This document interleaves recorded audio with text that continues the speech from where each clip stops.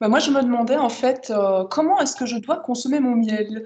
Vous savez que j'aime beaucoup les tisanes, hein, j'en bois des litres, sur ma vie, je pense que j'en aurais bu, des bidons. Mais en tout cas, le miel et les tisanes, comment fais-je? Alors, en fait, aujourd'hui, c'est souvent une pratique, une mauvaise pratique qui est faite par les consommateurs de thé et de tisane, c'est de d'abord mettre la cuillère de miel dans le fond de la tasse, de mettre l'eau bouillante et puis seulement les épices ou les fleurs à infuser. En fait, c'est vraiment pas du tout la bonne technique parce que le miel est thermosensible et surtout à la chaleur. En fait, un miel va très bien conserver au froid. Vous mettez votre miel au congélateur, dans 20 ans, vous le ressortez, il est en général encore bon. La partie thérapeutique qui va être conservée. Parce qu'en fait, si vous voulez, dans le miel, pour faire du miel, les abeilles vont ajouter de leur salive des enzymes qui vont casser les sucres complexes qui se trouvent dans le sucre de départ pour en faire des sucres simples. Et cette activité enzymatique, elle est vivante et elle est thermosensible. Et donc, si on met son miel dans une tisane trop chaude, eh bien, vous comptez jusque 10 et à 10, votre miel, il est mort. My God, mais quel gaspillage! Exactement. Et donc, si les gens veulent vraiment sucrer avec du miel, notre petite astuce, c'est de plutôt travailler avec la température de la bouche. Alors, certains ont des thermomètres, on peut mettre le thermomètre. Oui, oui, je l'avais préparé, hein, donc le petit thermomètre japonais, hein, le grand Ouais. art. Ça, c'est très très bien. On met ça dans le thé et dès qu'on arrive à 40 degrés, hop, on peut mettre la cuillère de miel. Ben, on a ce qu'il faut à l'intérieur de la bouche, hein. Exactement, tout à fait. La langue, c'est le meilleur indicateur. Donc la langue, en fait, elle va être un bon indicateur. Si vous vous brûlez la langue avec votre boisson, attendez parce que votre miel va te brûler aussi. Dès que vous ne brûlez plus la langue, mettez votre cuillère. Alors, c'est vrai que parfois, ça prendra un peu plus de temps pour que le miel fonde et soit absorbé Oui, par mais le je poisson. dirais que c'est pas plus mal parce que aussi bien au niveau du miel que de la plante, les papilles gustatives, si vous prenez une tisane trop chaude, tut.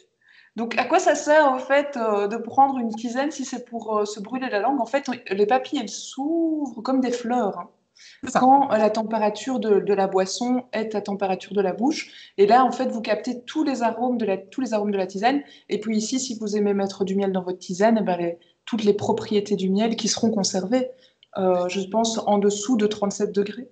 Alors, c'est ça, effectivement. S'il fallait donner une façon idéale pour manger du miel, ben, ce serait sur une cuillère entre les repas. Parce que souvent, on mange le miel sur une tartine. Mais tu sais comme moi que le pain, ben, ce sont des sucres plutôt lents, alors que le miel, c'est des sucres rapides. Et donc, on Oui. va plutôt privilégier la prise de miel toute seule, sur une cuillère, surtout si on veut essayer de soigner les maux de gorge. Ça me plaît parce que je pense que c'est une façon de prendre un bonbon, en fait, un bonbon thérapeutique, hein. C'est une façon de déculpabiliser les gens, hein. Ah Prenez oui, du miel comme ça, les amis. Vous en profiterez encore plus. et le meilleur ustensile pour le prendre, c'est le doigt. C'est magnifique. Ah oui, en parlant d'ustensiles, qu'est-ce que vous pensez de la cuillère en bois? Alors, la cuillère en bois, c'est certainement un élément qui est intéressant à utiliser parce que elle a été conçue avec des petites stries, donc on peut prendre une bonne quantité de miel. Le bois risque de beaucoup moins abîmer, en tout cas, c'est ce qui est répandu qu'une cuillère, par exemple, en métal. Le miel pourrait être oxydé par le métal. Euh, voilà, ce sont des recherches non scientifiques, mais voilà, c'est une tradition de ne pas prendre du métal dans le miel et privilégier plutôt le bois. Voilà. Eh bien, ben, c'est super. Donc là, on parlait de comment consommer le miel, et puis on en sait maintenant beaucoup plus pour prendre soin de nous, de la tisane et du miel, en fait. Exactement. Et du bon miel. Exactement. Merci Xavier. À Avec plus plaisir, Marie. tard pour une À autre plus tard. capsule sur le miel. Voilà.